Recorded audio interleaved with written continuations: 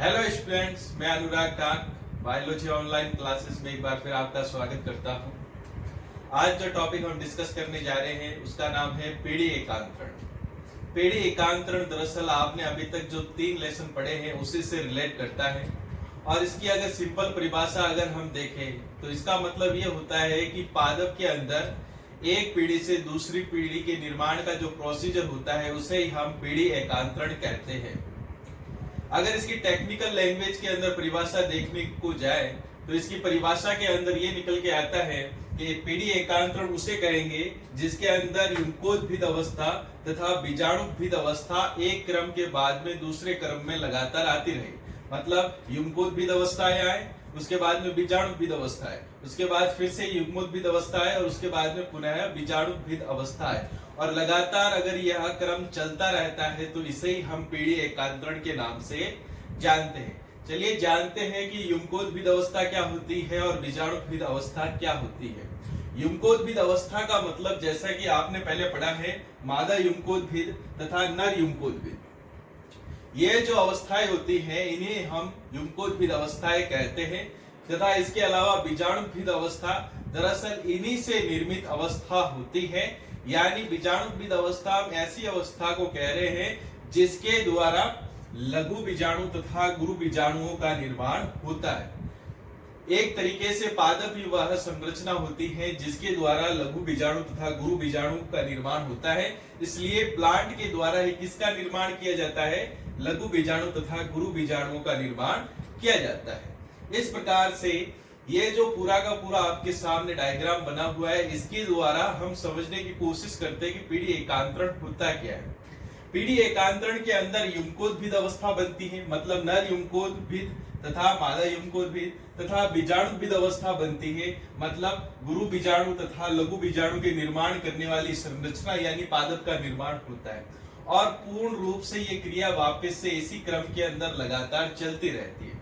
होता किस प्रकार से है? सबसे पहले जो द्विलिंगी पुष्प होता है उस पुष्प के अंदर पुंकेसर पाया जाता है तथा जयांग पाया जाता है।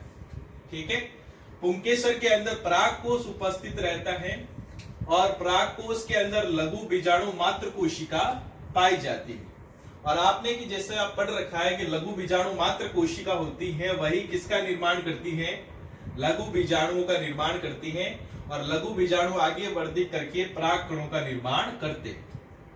और जो परागकण होता है वह जब अंकुरित होता है तो ऐसे परागकण को हम किस नाम से जानते हैं? नर युग्मोद्भिद के नाम से जानते हैं। और अंकुरित जो परागकण होता है या नर युग्मोद्भिद होता है उसके अंदर कितने नर युग्मक पाए जाते हैं? 2 नर युग्मक पाए जाते हैं। इसी प्रकार से द्विलिंगी पुष्प के अंदर जायांग पाया जाता है और जायांग के अंदर बीजांड उपस्थित रहता है और इसी बीजांड के अंदर गुरु बीजाणु मात्र कोशिका का निर्माण होता है। गुरु बीजाणु मात्र कोशिका के अंदर किस प्रकार से 4 गुरु बीजाणु का निर्माण होता है ये प्रोसीजर आपने पहले ही पढ़ रखा है। ये जो 4 गुरु बीजाणु बनते हैं आपने पढ़ा है कि इन 4 गुरु बीजाणुओं में से केवल एक गुरु बीजाणु ही सक्रिय रहता है, उसके अंदर 3 नष्ट हो जाते हैं और एक सक्रिय रहता है। यही जो सक्रिय गुरु बीजाणु होता है वह आगे जाके मादा युग्मोद्भिद या भ्रूण कोश का निर्माण करता है और भ्रूण कोश के अंदर अंड कोशिका उपस्थित रहती है। इसके साथ साथ में द्वितीयक केंद्रक भी उपस्थित रहता है। इस प्रकार से नर युग्मोद्भिद के अंदर 2 नर युग्मक पाए जाते हैं तथा मादा युग्मोद्भिद के अंदर अंड कोशिका तथा द्वितीयक केंद्रक पाया जाता है। एक जो नर युग्मक होता है वह युग्मक संलयन की क्रिया के द्वारा अंड कोशिका के साथ में जुड़ता है तथा जो दूसरा नर युग्मक होता है वह द्वितीयक केंद्रक के साथ में जुड़कर त्रिक संलयन की क्रिया करता है और त्रिक संलयन की क्रिया के द्वारा ही भ्रूण कोश का निर्माण होता है। जो एक नर युग्मक अंड कोशिका के साथ में जुड़कर युग्मक संलयन की क्रिया करता है वह बाद में आगे जाके किसका निर्माण करता है? युग्मनज का निर्माण करता है और युग्मनज डेवलप होता है, वृद्धि करता है और वृद्धि करके भ्रूण का निर्माण करता है। ठीक है, और भ्रूण धीरे धीरे वृद्धि करते हुए बीज बनाता है और बीज से पादप का निर्माण होता है और पुनः उसी पादप के अंदर द्विलिंगी पुष्प का निर्माण होता है और वापस से यही क्रम लगातार क्या करता रहता है? चलता रहता है। इसी प्रकार ये लगातार क्रम के जो चलने का प्रोसीजर है, यानी युग्मकोद्भिद अवस्था तथा बीजाणुविद अवस्था का लगातार गति करना या लगातार एक के बाद में एक अवस्था का आना ही क्या कहलाता है? पीढ़ी एकांतरण कहलाता है। और ये पीढ़ी एकांतरण एक तरीके से आपने जो तीनों लेसन पढ़े हैं उसका एक शॉर्ट वर्जन है। अगर आपने तीनों चैप्टर अच्छी तरीके से पढ़े हैं तो पीढ़ी एकांतरण भी आपको अच्छी तरीके से समझ में आ गया होगा। नेक्स्ट टॉपिक देखते हैं। नेक्स्ट टॉपिक आपका है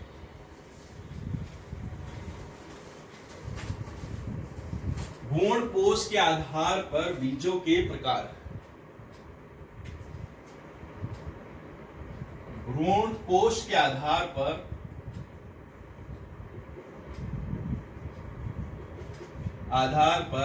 बीजों के प्रकार।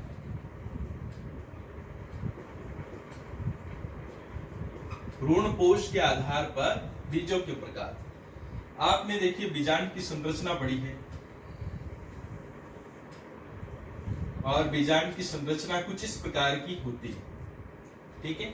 और इस बीजांड के अंदर वृद्धि कर रहा भ्रूण पाया जाता है, ठीक। और यह भ्रूण कहां से पोषण प्राप्त करता है? कि भ्रूण कोश से पोषण प्राप्त करता है।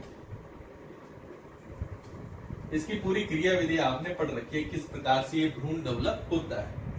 तो भ्रूण कोश के आधार पर बीजों की दरअसल दो प्रकार बताए गए हैं। सबसे पहला जो प्रकार आता है उसका नाम है अभ्रूणपोषी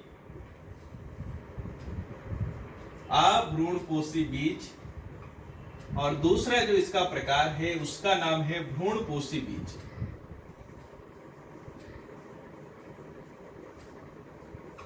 भ्रूणपोषी बीज दरअसल होता क्या इसके अंदर, जब वृद्धि कर रहा भ्रूण कोश से पोषण प्राप्त करता है और धीरे धीरे बीजांड किसमें परिवर्तित होने लग जाता है? बीज के अंदर परिवर्तित होने लग जाता है। तो जब पूर्ण रूप से बीज बन जाता है, अगर उसके अंदर भ्रूण कोश की अगर मात्रा उपस्थित नहीं है और केवल क्या उपस्थित है? भ्रूण ही डेवलप करने वाला केवल भ्रूण ही पाया जाता है और भ्रूण कोश नहीं पाया जाता है, तो ऐसा बीज क्या कहलाता है? अभ्रूणपोषी बीज कहलाता है। मतलब भ्रूण ने वृद्धि करते समय संपूर्ण भ्रूण कोश का क्या कर लिया है? उपयोग कर लिया है, जिसके कारण से जो बीज बना है उसके अंदर भ्रूण कोश की मात्रा नहीं है। और अधिकांशतः अभ्रूणपोषी जो बीज होते हैं वो आपको द्विबीजपत्री पादपों के अंदर देखने को मिलते हैं। लेकिन कई बार क्या होता है कि यह जो वृद्धि कर रहा भ्रूण होता है, यह जब भ्रूण कोश से पोषण प्राप्त करता है तो इसके पूरे भ्रूण कोश का वो उपयोग नहीं कर पाता और बीज निर्माण के बाद में भी उसके अंदर कुछ भ्रूण कोश शेष रह जाता है। तो ऐसे बीजों के अंदर भ्रूण कोश पाया जाता है, तो ऐसे बीजों को हम किस नाम से जानते हैं? भ्रूणपोषी बीजों के नाम से जानते हैं। और अधिकांशतः एक बीजपत्री जो पादप होते हैं उनके बीजों के अंदर भ्रूण कोश पाया जाता है। आपके सामने एक डायग्राम आ रहा है और डायग्राम के अंदर आपको पिंक कलर की जो संरचना दिखाई दे रही है, जो पिंक कलर का एरिया दिखाई दे रहा है वो दरअसल बीजपत्र वाला भाग है। इसके अलावा एक डायग्राम के अंदर आपको केवल पीले रंग की संरचना दिखाई दे रही है जो बचा हुआ भ्रूणपोष है। और जिस डायग्राम के अंदर ये बचा हुआ भ्रूणपोष दिखाई दे रहा है वो दरअसल एक बीजपत्री पादपों का बीज है। और जिस वाले डायग्राम के अंदर ये पीले रंग की आपको संरचना नहीं दिखाई दे रही है वह द्विबीजपत्री पादपों का बीज है। इस प्रकार से कुछ बीजों के अंदर भ्रूणपोष पाया जाता है और कुछ बीजों के अंदर भ्रूणपोष अनुपस्थित होता है। इसी आधार पर इनके दो प्रकार निकाले गए, पहला अभ्रूणपोषी बीज और दूसरा भ्रूणपोषी बीज। नेक्स्ट टॉपिक देखते हैं, फल का विकास। नेक्स्ट जो टॉपिक आपका आ रहा है उसका नाम है फल का विकास, यानी फल का निर्माण कैसे होता है। जैसे कि ये जायांग वाला भाग हो गया, ये जायांग, ये नीचे पुष्पासन और इसके अंदर बीजांड उपस्थित है। ठीक है। फल का निर्माण कैसे होता है? जब निषेचन की क्रिया हो जाती है, मतलब परागकण वर्तिकाग्र के ऊपर आया पराग नलिका का निर्माण किया और यह पराग नलिका बीजांड तक गई, निषेचन की क्रिया हो गई। निषेचन की क्रिया होने के बाद में जो बीजांड है वह तो बीज में परिवर्तित हो जाता है। यह जो बीजांड है वह बीज में परिवर्तित हो जाता है, जबकि इसके चारों ओर पाया जाने वाला जो अंडाशय होता है वह फल में परिवर्तित हो जाता है। तथा अंडाशय की जो भित्ति होती है, मतलब बाहर का जो अंडाशय का आवरण होता है, जो भित्ति होती है वह फल भित्ति के अंदर परिवर्तित हो जाती है। यानी जो फल के चारों ओर आवरण पाया जाता है, जिसे हम छिलका भी कहते हैं, तो जो आवरण होता है, छिलका होता है, वो दरअसल क्या होती है? फल भित्ति होती है। तो इस प्रकार से किसी भी पुष्प के अंदर फल के निर्माण की क्रिया देखने को मिलती है। इसी के आधार पे फलों को दो प्रकारों के अंदर बांटा गया है। पहला जो इसका प्रकार आता है उसका नाम है सत्य फल, और दूसरा जो इसका प्रकार आता है उसका नाम है असत्य फल। सत्य फल हम ऐसे फलों को कहते हैं जिनका निर्माण किससे होता है? अंडाशय से होता है। अमूमन या ज्यादातर अंडाशय से ही फल का निर्माण होता है। तो ऐसे फल जिनका निर्माण अंडाशय के द्वारा हुआ है, तो ऐसे फल क्या कहलाते हैं? सत्य फल कहलाते हैं। तथा असत्य फल ऐसे फल होते हैं जिनका निर्माण अंडाशय से ना होकर पुष्प के किसी भी भाग से फल का निर्माण हो जाता है, तो ऐसे फल क्या कहलाते हैं? असत्य फल कहलाते हैं। इसका सबसे अच्छा एग्जाम्पल आपको देखने मिलेगा पुष्पासन से सेब का निर्माण। यानी जो एप्पल होती है, सेब होती है, उसका निर्माण पुष्प के अंडाशय से नहीं होता, बल्कि पुष्प के अंदर जो पुष्पासन पाया जाता है वह वृद्धि करने के बाद वो किसका निर्माण करता है? फल का निर्माण करता है।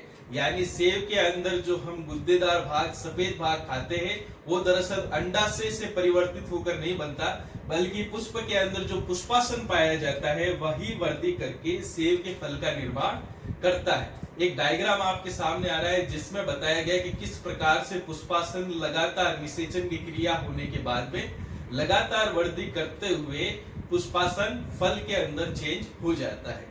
इस प्रकार से सत्य फल, ऐसे फल जिनका निर्माण अंडाशय से होता है वो सत्य फल, तथा ऐसे फल जिनका निर्माण अंडाशय से न होकर पुष्प के किन्हीं दूसरे भागों से होता है, उन्हें हम असत्य फल कहते हैं। एक छोटा सा टॉपिक और रह गया है जिसका नाम है अनिषेक फल।